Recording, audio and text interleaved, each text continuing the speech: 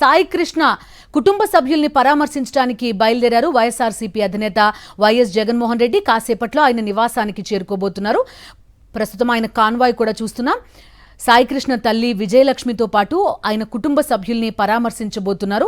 గత కొంతకాలంగా విజయలక్ష్మి పోరాడుతున్నారు. కోర్టులో హెబియస్ కార్పస్ పిటిషన్ కూడా దాఖలు చేశారు.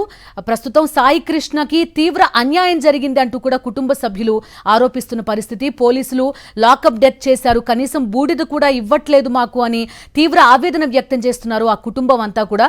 మా కరెస్పాండెంట్ సతీష్ జాయిన్ అవుతున్నారు, పూర్తి సమాచారం అందిస్తారు. సతీష్, చెప్పండి, కాసేపట్లోనే వైఎస్ జగన్మోహన్ రెడ్డి అక్కడికి రాబోతున్నారు. ప్రస్తుతం విజయలక్ష్మి గారిని పరామర్శించబోతున్నట్టు కూడా తెలుస్తోంది. మీ దగ్గర ఉన్న వివరాలు ఏంటి? బిందు, మరి కాసేపట్లోనే వైఎస్ఆర్ కాంగ్రెస్ పార్టీ అధ్యక్షుడు వైఎస్ జగన్మోహన్ రెడ్డి కృష్ణలంక చేరుకున్నారు. ఇప్పటికే తాడేపల్లి నుండి బయలుదేరినటువంటి వైఎస్ జగన్మోహన్ రెడ్డి కొద్ది నిమిషాల్లోనే ఇక్కడికి రానున్నారు. ముఖ్యంగా సాయి కృష్ణ తల్లి చేస్తున్నటువంటి న్యాయ పోరాటానికి మద్దతు ఇవ్వాలి. ఆ కుటుంబం తీవ్రమైనటువంటి ఆవేదనలో ఉంది. ఆ కుటుంబానికి అండగా నిలవడం కోసం వైఎస్ఆర్ కాంగ్రెస్ పార్టీ అధ్యక్షుడు వైఎస్ జగన్మోహన్ రెడ్డి వస్తూ ఉన్నారు. ఎందుకంటే ఈ కేసు అన్నది ఆంధ్రప్రదేశ్ రాష్ట్ర చరిత్రలోనే, భారతదేశంలోనే బహుశా ఎక్కడ కూడా జరిగి ఉండేటువంటి అవకాశాలు ఉండవు. సాయి కృష్ణ తల్లి చెప్పిన దాని ప్రకారం పోలీసులు ఒక కేసులో విచారణ పేరుతో తీసుకెళ్లిన తర్వాత ఆ పోలీసులు టార్చర్ చేయడం, ఆ తర్వాత చనిపోయినటువంటి వ్యక్తిని పోలీసులే కాల్ చేశారు, కనీసం మాకు బూడిద కూడా ఇవ్వడం లేదంటూ ఆ తల్లి చేస్తున్నటువంటి పోరాటం ఇవాళ రాష్ట్ర వ్యాప్తంగా కూడా చర్చ జరుగుతుంది. మరీ ముఖ్యంగా పోలీస్ టార్చర్ ఎంత పరాకాష్ఠకి చేరుకుంది, పోలీసులు ఎంత దారుణంగా చిత్రహింసలు పెడుతున్నారో రుజువు చేసేటువంటి సంఘటన ఇది కావడం వల్ల దీనిపైన వైఎస్ఆర్ కాంగ్రెస్ పార్టీ అధ్యక్షుడు వైఎస్ జగన్మోహన్ రెడ్డి బాధితుల పక్షాన ప్రభుత్వాన్ని ప్రశ్నించబోతోంది. ఎందుకంటే ఈ పోలీస్ స్టేషన్లో జరిగినటువంటి దురాఘాతాలకు సంబంధించి వరుసగా అనేక ఆధారాలు బయటకు వచ్చినాయి గత సాయికృష్ణ ఉదంతం తర్వాత. ఎందుకంటే ఈరోజు మరొక 2 ఆ వీడియోలు కూడా బయటకు వచ్చినటువంటి పరిస్థితి. క్రాంతి కుమార్ అనేటువంటి ఒక దళిత యువకుడు కూడా ఆత్మహత్య చేసుకోవడం, పోలీసుల చిత్రహింసలు నేను భరించలేను, 3 నెలల నుండి నన్ను దారుణంగా కొడుతున్నారంటూ కృష్ణలంక సిఐ ఎవరైతే నాగరాజు ఉన్నారో నాగరాజు వేధింపులు నేను భరించలేనంటూ ఆత్మహత్య చేసుకున్నటువంటి వీడియో వెలుగులోకి వచ్చినటువంటి పరిస్థితి ఉంది. ఇంకొక వైపు సాయి కృష్ణని తీసుకెళ్ళినప్పుడు లాకప్లో పెట్టి కొట్టారు, దారుణంగా చిత్రహింసలు పెట్టారు, టార్చర్ పెట్టారు, నా కళ్ళ ముందు ఇది జరిగింది, సీలింగ్ ఊడిపోయేంత వరకు కూడా కొట్టారు అన్నటువంటి పరిస్థితిని చాలా స్పష్టంగా ఒక వీడియోలో ఆ చందు అనేటువంటి వ్యక్తి కూడా రికార్డ్ చేసినటువంటి పరిస్థితి. సో పోలీసుల టార్చర్ ఎంత దారుణంగా ఉందో, మరొక వైపు ప్రభుత్వం ఉదాసీనత చాలా స్పష్టంగా ఈ అంశంలో కనిపిస్తోంది. ప్రభుత్వం నుండి ఇప్పటి వరకు కూడా ఈ సంఘటనకు సంబంధించి ఈ బాధితులు నడి రోడ్డు మీదకి వచ్చి కన్నీటి పర్యంతమై ప్రభుత్వం కనీసం మాకు చనిపోయిన వ్యక్తి బూడిదని ఇవ్వండి అంటూ ఆ తల్లి కోరుతున్నప్పటికీ కూడా ప్రభుత్వం నుండి ఒక్కరంటే ఒక్కరు కూడా వచ్చి స్పందించినటువంటి దాఖలాలు లేవు. ఇప్పటి వరకు ఆమె ప్రశ్నలకు సమాధానం చెప్పేటువంటి వ్యక్తులు లేరు. చాలా స్పష్టంగా ఖచ్చితమైనటువంటి ఆధారాలతో ఆమె సతీష్, పోలీసులు తీసుకెళ్లారు, ఏదో ఒక టైంలో వచ్చేస్తాడు సాయి కృష్ణ అనుకునే ఒక మూమెంట్ నుంచి అసలు వ్యక్తే కనిపించలేకుండా పోవడం, ఒక్కొక్కళ్ళు ఒక కథ చెప్పడం, ఆమె మానసిక పరిస్థితి ఎలా ఉంటుంటుంది, ఆమె ఎక్కని గడపలేదు, అడగని వాళ్ళు లేరు. ప్రతి ఒక్క పోలీస్ ఆఫీసర్ దగ్గరికి వెళ్ళి అడగడం చూసాం.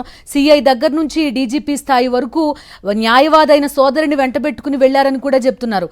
ఆమె ఎన్ని ఫేస్ చేసి ఉంటారు, ఎంత మానసిక వేదనకు గురై ఉంటారనేది ప్రతి ఒక్కళ్ళని కంటతడి పెట్టిస్తున్న పరిస్థితి. ఖచ్చితంగా మే 9వ తేదీ నుండి ఈ రోజు వరకు సుమారుగా 39 రోజులు అవుతుంది. 39 రోజుల నుండి ఆమె కళ్ళల్లో కన్నీళ్లు ఇంకిపోయినా సరే ఇంకిపోయేలాగా రోధిస్తున్నటువంటి పరిస్థితి.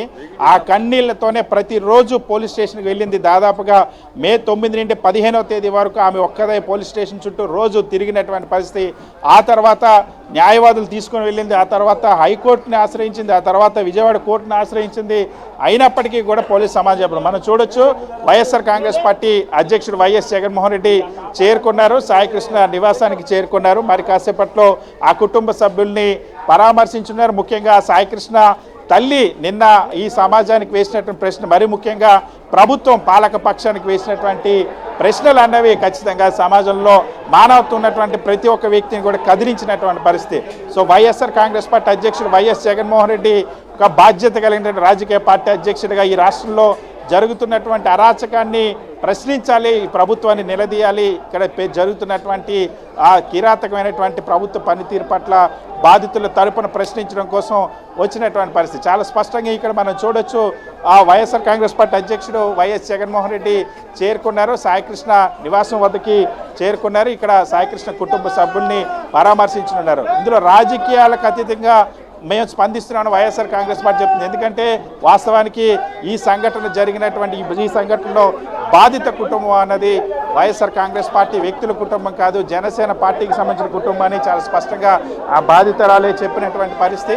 ఈ నేపథ్యంలోనే ఖచ్చితంగా తమ స్పందించాలి, ప్రభుత్వం తమకు సమాధానం చెప్పాలి కోరినప్పటికీ కూడా ఎవరు స్పందించలేదు. సో ఈ నేపథ్యంలోనే వైఎస్ఆర్ కాంగ్రెస్ పార్టీ అధ్యక్షుడు వైఎస్ జగన్మోహన్ రెడ్డి వచ్చారు. వైఎస్ జగన్మోహన్ రెడ్డి ఇప్పుడు ఆ నివాసానికి వెళ్ళి ఉన్నటువంటి బాధితులతో మాట్లాడతారు. బాధితుల పక్షాన ఈ రాష్ట్ర ప్రభుత్వాన్ని ప్రశ్నించనున్నారు. వైఎస్ఆర్ కాంగ్రెస్ పార్టీ అధ్యక్షుడు వైఎస్ జగన్మోహన్ రెడ్డి సాయికృష్ణ నివాసానికి చేరుకున్నారు. బిందు మరిన్ని అప్డేట్స్ కోసం ఛానల్ ను సబ్స్క్రైబ్ చేయండి. నోటిఫికేషన్స్ కోసం బెల్ ఐకాన్ పై క్లిక్ చేయండి.